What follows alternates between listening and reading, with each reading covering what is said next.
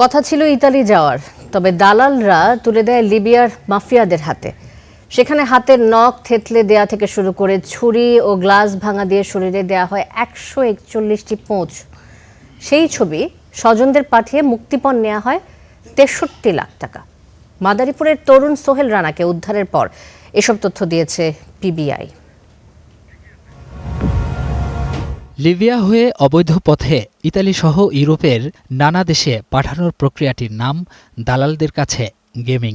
আর এর শিকার হয়েই বছর পর বছর ধরে স্বপ্ন ভাঙছে বহু তরুণের।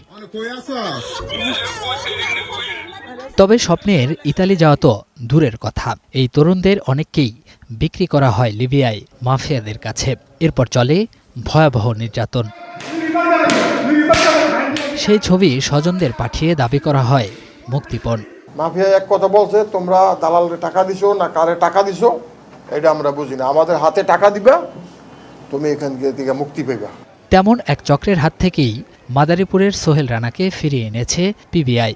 সোহেলকেও ইতালির কথা বলে দুবাই, শ্রীলঙ্কা ও মিশর ঘুরিয়ে নেওয়া হয় লিবিয়ায়। পায়ের নিচে পিটাইতে পিটাইতে আমার মনে করেন যে পায়ের নকশা উঠে ফেলাইছে, হাত পা শূন্য করে বাঁধছে, পুরো শরীর মনে করেন কাপড় চোপড় খুলে ফেলাইছে।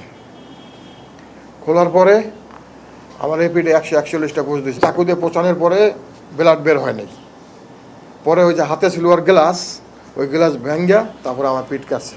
আর এ যাত্রায় সোহেল পড়েছিলেন মাদারীপুরের ইতালি প্রবাসী রিয়াজুল চক্রের হাতে। স্বজনদের নির্যাতনের ভিডিও দেখিয়ে কয়েক ধাপে 63 লাখ টাকা নিয়েছে তারা। ত্রিপোলির কাছেই, শহরের কাছেই একটা এলাকায় আন্ডারগ্রাউন্ডে একটা টর্চার সেলের ভিতরে তাকে বন্দি করে রাখে এবং জিম্মি করে। জিম্মি হওয়ার পরে সেখানে গিয়ে আরও অনেক বাংলাদেশিকে দেখতে পায়। সর্বশেষ সে যখন আমরা উদ্ধার করি বা তাকে প্রেশার ক্রিয়েট করে যখন তাকে ছেড়ে দেওয়া হয়, তখন সে সেখানে 13 জনকে দেখে এসেছে। তারা সবাই বাংলাদেশি। এই পাচার চক্রের সদস্যদের একটি অংশ মাদারীপুর, কুমিল্লা ও ভৈরবের। তাদের 3 জনকে করা হয়েছে গ্রেপ্তার। রিয়াজুল, টিটু চক্র তারা 100-র উপরে লোক প্রেরণ করেছে। টিটুর নিজের মুখে স্বীকার করা যে 127 জন হবে।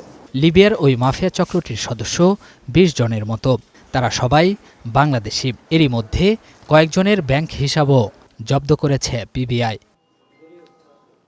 Sohel Rana, star news, Dhaka.